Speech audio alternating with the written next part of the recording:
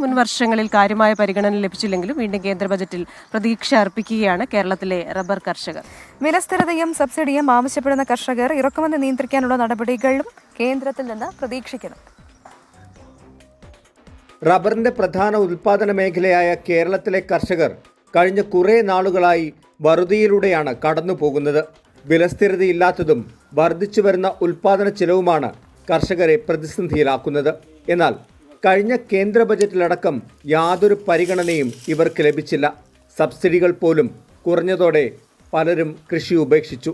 ഇത്തവണയെങ്കിലും കേന്ദ്ര സർക്കാർ കണ്ണു തുറക്കുമോ എന്നാണ് ഇവർ ചോദിക്കുന്നത്. റെയിൻ ഗാർഡിങ്ങിൻ്റെ സബ്സിഡി വളരെ കുറവാണ് കേന്ദ്ര സർക്കാർ തരുന്നത്. കഴിഞ്ഞ കൊല്ലം കൊടുത്ത അപേക്ഷ പോലും ഇപ്പം ഇത്ര നാളായിട്ട് പോലും പാസ്സാക്കി കിട്ടിയിട്ടില്ല. അതിന് റബ്ബർ ബോർഡുകാർ പറയുന്ന കാരണം ഒന്ന്, അവരുടെ ജോലിക്കാരുടെ എണ്ണം വളരെ കുറവാണ്.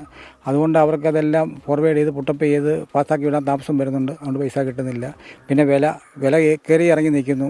ഒരു സ്ഥിരമായ ഒരു വില കിട്ടിയാൽ മാത്രമേ റബ്ബർ കർഷകരെ സംബന്ധിച്ച് ഇത് മുന്നോട്ട് പോകാൻ പറ്റത്തുള്ളൂ. കഴിഞ്ഞ ബജറ്റിൽ റബ്ബർ ബോർഡിന്റെ പ്രവർത്തനങ്ങൾക്ക് മാത്രമാണ് തുക വകയിരുത്തിയത്.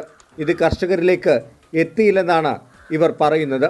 ഇറക്കുമതി നിയന്ത്രിക്കാനുള്ള നടപടികളടക്കം സ്വീകരിച്ച് റബ്ബർ മേഖലയെ താങ്ങി നിർത്താനുള്ള പ്രഖ്യാപനങ്ങളാണ് പ്രതീക്ഷിക്കുന്നത്. റബ്ബർ മേഖലയിലെ ഇപ്പോൾ ഏറ്റവും വലിയ പ്രതിസന്ധി കോമ്പൗണ്ട് റബ്ബറിന്റെ ഇറക്കുമതിയാണ്.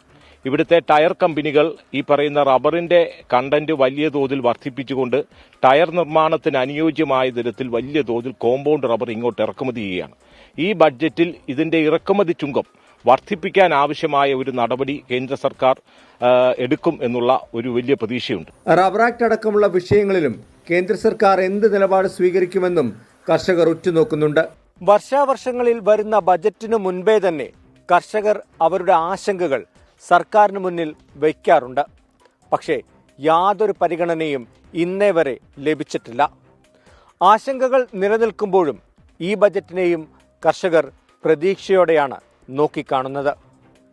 കോട്ടയത്ത് നിന്ന് അദീഷിനൊപ്പം ടോബി ജോൺസൺ, 24.